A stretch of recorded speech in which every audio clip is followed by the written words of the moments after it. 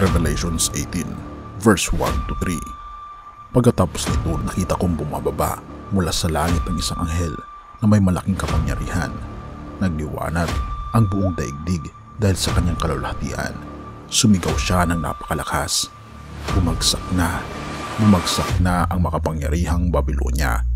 Ngayon ay kulungan na lamang siya ng mga demonyo, ng masasamang espiritu, ng maruruming ibon, at ng marurumi at kasuklam-suklam ng mga hayop, sapagkat pinainom niya ng alak ng kanyang kahalayan ang lahat ng bansa.